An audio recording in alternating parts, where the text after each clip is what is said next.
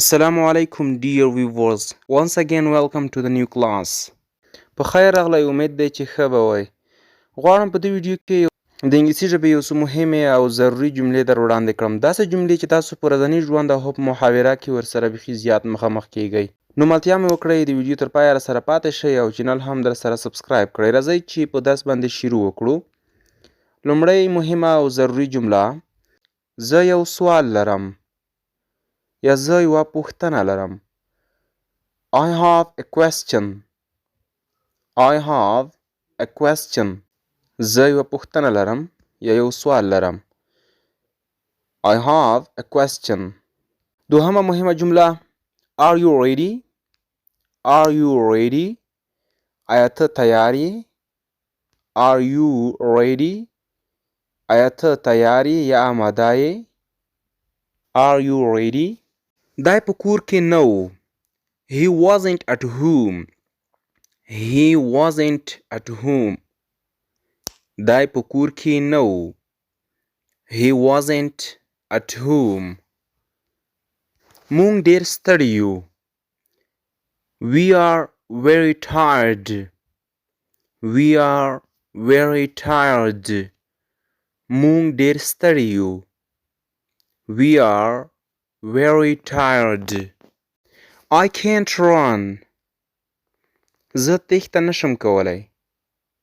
I can't run. I can't run.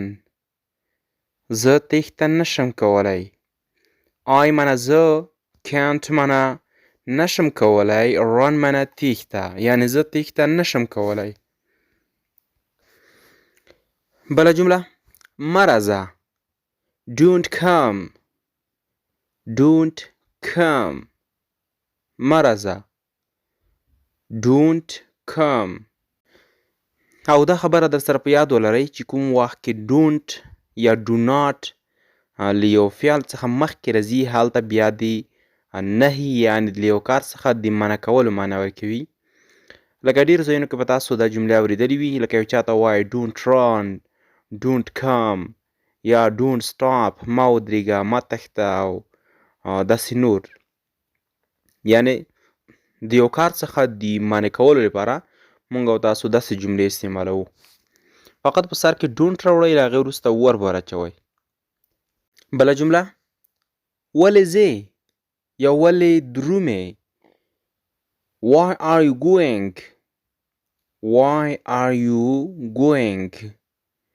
ولې درومې یا ولې ځې. Why are you going? بله جمله، څوک ګټونکی دی. Who is the winner? Who is the winner? څوک ګټونکی دی. Who is the winner? ګټونکی څوک دی یا څوک ګټونکی دی. آیا لوبه دې وکړه. Did you play? Did you play? لوبه دې وکړه. Did you play? د past tense زمانه ده او auxiliary verb د past tense استعمال شوی دی چې هغه did دی. Did you play؟ او داسې تاسو کولی شئ چې نوره جملې هم ورباندې جوړې کړئ.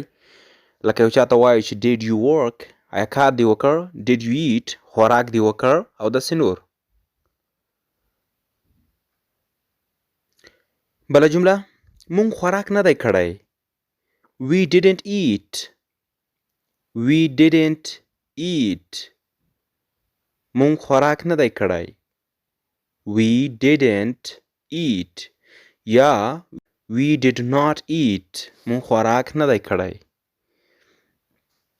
د انګلیسي زده کړې خوږو ملګرو، دغه یو څه مهمې او ضروري جملې چې در وړاندې مې کړې او په دې ویډیو کې مې درته راټولې کړې وې.